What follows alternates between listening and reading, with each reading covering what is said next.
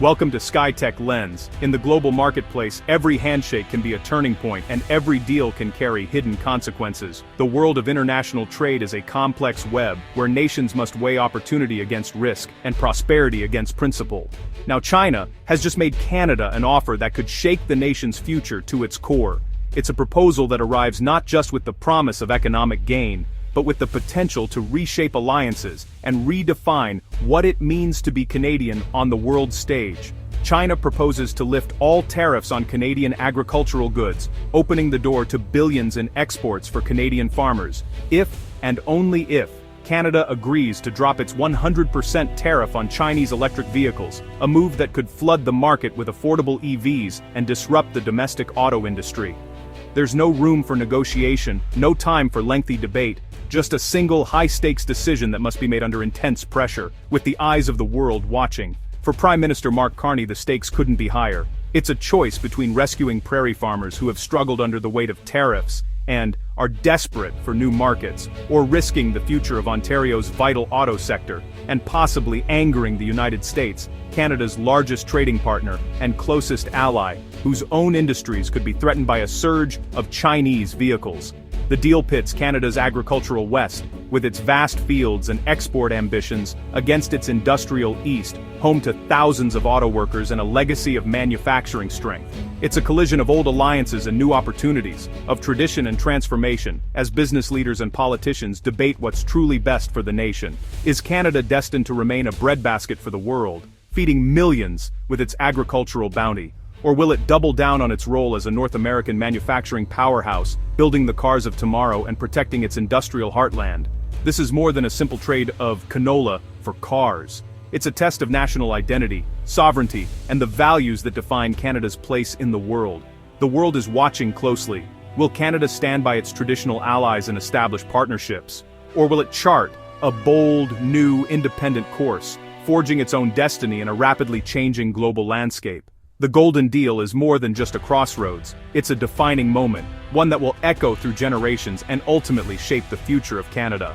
To grasp the urgency, look west to the prairies, Saskatchewan, Alberta, Manitoba, where vast fields stretch to the horizon, embodying the heart of Canada's agricultural prowess. Here, China's tariffs have devastated farmers, leaving them grappling with uncertainty and financial strain.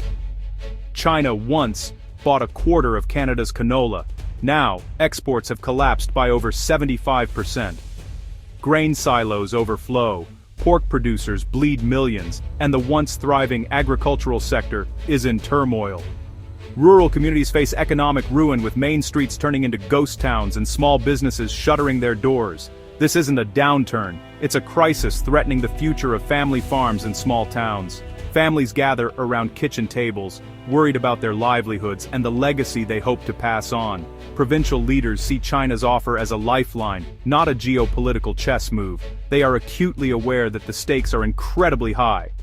For them, Ottawa's debate feels distant. Their reality is survival. The concern is palpable, from the worried faces of farmers to the empty playgrounds of rural schools. The collapse of agriculture could scar the region for a generation, deepening Western alienation. Young adults are leaving in search of better opportunities, leaving behind neglected farmlands and deserted towns. The pressure on the federal government is immense. Politicians in Ottawa are engaged in heated discussions, aware that their decisions will have far-reaching consequences. For Prairie Canada, the Golden Deal is hope restored, or hope lost. The future hangs in the balance, symbolized by the contrasting images of thriving and failing farms. The stakes are nothing less than the survival of their way of life. Multi-generational families stand together, holding the soil that has sustained them, hoping for a resolution that will secure their future. In Ontario, the Golden Deal is seen as a threat, not a rescue. Premier Doug Ford warns that dropping tariffs on Chinese EVs would flood the market, endangering thousands of jobs and decades of investment. Ontario's auto industry is the backbone of its economy, recently retooled for the electric future. Chinese EVs, backed by state subsidies, could outcompete local manufacturers overnight. The fear, once lost, manufacturing jobs and expertise won't return. For Ontario, this isn't just about cars. It's about the province's economic future. The Golden Deal, to them, risks trading long-term prosperity for short-term relief. Protecting the assembly line is about more than jobs. It's about Canada's place in the high-tech world. China's offer has exposed Canada's deepest fault lines. The West sees a chance for recovery, the East sees a threat to its industrial core. Prairie provinces feel ignored by Ottawa, believing their needs are sacrificed for Ontario and Quebec. Ontario views the West's demands as risking national interests for regional gain. Prime Minister Carney faces an impossible choice: help one region, alienate another. The Golden Deal has become a mirror, reflecting Canada's internal divisions. Is Canada a nation of global traders or a continental partner? The decision will test not just trade policy, but the very fabric of national unity. The stakes, unity, or deeper division. No Canadian decision is made without considering the United States. The EV tariff was a show of solidarity with Washington, protecting the North American auto market. Reversing it could be seen as betrayal, risking retaliation, new tariffs, border slowdowns, economic pain. Yet, Ottawa's loyalty to Washington has often gone unrewarded. Some Canadians ask, why sacrifice our interests for an unreliable partner? Rejecting the deal keeps peace with the U.S., but at a steep domestic cost. Accepting it asserts sovereignty, but risks a rupture with Canada's most important ally. The choice: safety, independency, or the risks of independence. From Beijing's perspective, the Golden Deal is a strategic masterstroke. By targeting Canada's agricultural pain, China tests the strength of the North American alliance. The offer pits Canada's national interest against its loyalty to Washington. Whatever Ottawa decides, China gains insight into Western unity. Framed as green cooperation, food for clean energy vehicles, the deal masks hard-edged geopolitics. For China, the real prize is pulling Canada even slightly out of America's orbit. Securing Canadian canola also strengthens China's food security, reducing reliance on the U.S. The Golden Deal is about more than trade.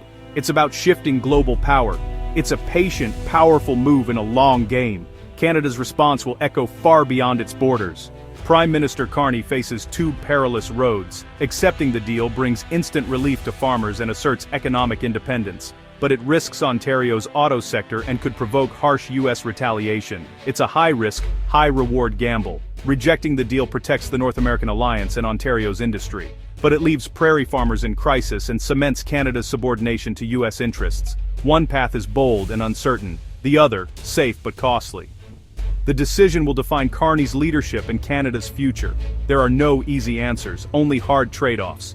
The world is watching which path Canada will choose. Is there a third way? Canada could chart a path of true economic sovereignty. Instead of choosing Washington or Beijing, Canada could pursue strategic neutrality, trading with both, beholden to neither. This would mean protecting key industries like auto, while aggressively seeking new markets for agriculture. It's a difficult balancing act, demanding diplomatic skill and a new national vision. Canada would need to convince the U.S. that independent trade isn't betrayal, but necessity. Creative solutions, like limited EV access, could protect both interests. The goal: resilience, not dependence. The Golden Deal exposes Canada's vulnerabilities, but also its potential. The real opportunity is to spark a national conversation about a new global role. Canada's future may lie in forging its own path, one that is agile, sovereign, and resilient. Canada's dilemma is a microcosm of a fractured world. As global alliances shift and old certainties dissolve, Canada finds itself at a crossroads, navigating a landscape where the rules are being rewritten in real time. The choices made here echo far beyond its borders, reflecting the challenges faced by nations everywhere. The era of easy globalization is over. Now, nations must choose sides, or risk being crushed between them. The world is no longer a seamless marketplace, but a patchwork of competing interests, where every border and handshake carries new weight. For Canada, this means confronting hard questions about who to align with, and how to protect its own interests. The Golden Deal is a tool of strategic competition, not just trade. It's a symbol of the new reality, where economic agreements are battlegrounds for influence and leverage. Every negotiation is now a contest of power, with long-term consequences for sovereignty and prosperity. The world is dividing into rival blocs, and every deal is a test of loyalty and independence. Nations are being asked to declare allegiances, sometimes at the expense of old friendships or established trade routes. For Canada, the pressure to pick a side is mounting, but so is the need to chart its own course. For Canada, thriving in this new era means agility, diversification, and clear-eyed self-interest. It must invest in its people, foster innovation, and build industries that can weather global storms. The ability to pivot quickly and seize new opportunities will define its success. The countries that succeed will build resilient economies and maintain ties with multiple partners. They will nurture relationships across continents, ensuring that no single disruption can bring them to their knees. Canada's strength will lie in its diversity of people, of industries, and of alliances. Dependence on any single power is a vulnerability. Recent disruptions have shown how quickly supply chains can unravel, leaving shelves empty and industries exposed. Canada must learn from these shocks and build a more secure, self-reliant foundation. The Golden Deal is a wake-up call. Every choice now shapes the nation's future. The decisions made today will ripple through generations, affecting jobs, security, and Canada's place in the world. There is no room for complacency. The path forward demands new statecraft and a new vision. Canada must rethink its strategies, invest in diplomacy, and prepare for a world where adaptability is the key to survival. In this new world, every trade deal is a strategic decision with generational consequences. The stakes have never been higher, and the choices have never been more complex. Canada's future will be shaped by how it responds to this fractured global marketplace. Thanks for watching. Subscribe the channel for more updates.